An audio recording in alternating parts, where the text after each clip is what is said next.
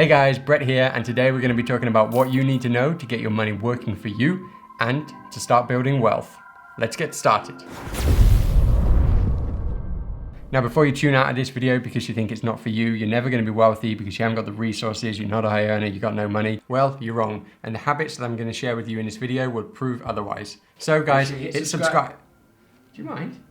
I'm sort of in the middle of something here actually. Be my guess. So hit the subscribe button and make sure you tick... I was just about to say that, thanks. Hit subscribe and make sure you ring the bell. Now, I want you to think about what money really is. Let's imagine we've got two people, Bob and Sally. Bob earns 50 grand a year, whereas Sally earns 100 grand a year. Bob drives a 10-year-old beat up car, Sally drives a brand new Mercedes or Lamborghini. Bob has lived in the same 200 grand house for the last 20 years, whereas Sally lives in a new £1 million townhouse. And Bob wears the same £100 suit all week, whereas Sally, she has a new Gucci dress every day. So, who's worth more? Sally, right? It's gotta be. Wrong. Bob is actually worth more. Why? Because looks can be deceiving, and with wealth, looks are often deceiving. Bob is actually worth more. Why? Because of the way that Bob views money. Bob is super frugal and he gets more enjoyment out of investing his money than spending it. Whereas Sally impulse buys and enjoys luxury goods. In fact, the three most common denominators amongst people who build wealth are: number one, they live well below their means. Number two, they allocate their time, energy, and money efficiently. Number three, they value financial freedom over social status or status. Notice that none of these factors are how much money you make. And sure, if you earn more money, you can get wealthier quicker. However, what often comes with earning more money is actually increased social expectations. And I believe that that's the difference between a rich man and a poor man. Now ask yourself this question: what is money? How do you see it? And what do you think money really is? A lot of people that I asked this question to came back and said that money is something that they exchange for a product or service that they want. It's a means to an end and something that just circulates forever, changing hands from one day to another in exchange for services or something that you're buying or selling. Now, there are very few things you can buy these days that are going to increase your wealth. And I'm not talking about your mortgage, your business loan, your child's education, or your car lease. I'm talking about the other 10, 20, 30, or 40% of your income that you spend on things that you don't really need and things that are never going to give you a return on your investment. So, in order to understand how people become wealthy, I'm going to share with you in detail the best habits and inspiration to be able to become financially independent yourself. So, number one, you need to prepare yourself a completely liquid emergency fund that's going to see you through 2 or 3 months of expenditure should anything bad happen. This money needs to be kept completely liquid so that you can get hold of it at any time. This is to cover any car problems, rent, other bills, any necessities really. And believe it or not, according to Go Banking rates, around 23% of people say they only have enough money to cover their bills for the next 1 to 3 weeks. See where I'm going with this? The second thing that wealthy people do is to pay off any debt. And here I'm talking about a debt that's got a higher interest rate than about 4%. Because with any investment, be it the stock market for growth, dividends, or property, you're definitely going to be able to generate more than a 4% return, or at least you really should be able to. If you can't, you're doing something wrong and you need to reevaluate your strategy.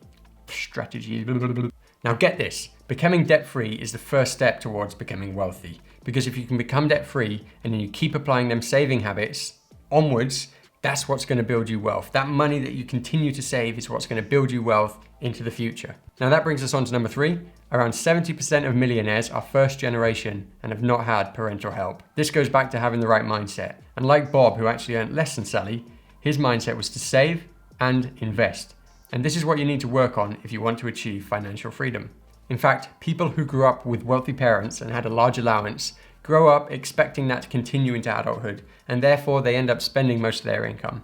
Now, number four is that most millionaires are extremely frugal and won't spend money unnecessarily. And I know we've already touched on this, but I want to share with you a really important example. These people, and the person I'm going to share with you in a minute, see money as a tool and something to build wealth, and they don't give a shit what people think about them.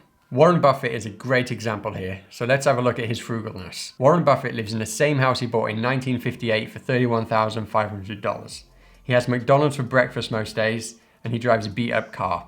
His daughter actually said in a BBC documentary that he'll keep his cars until she tells him that she's embarrassed to be seen in it. And up until 2020, he used an old-school flip phone. No smartphones here. Now, the fifth wealthy habit is that wealthy people make safe investments over time. The majority of wealthy people didn't get rich overnight. We are talking about years of graft and dedication. Instead, if you want to learn how to get rich quick, go and check out one of those $2,000 courses that you see all over YouTube. I'm kidding. Don't do that, like, ever.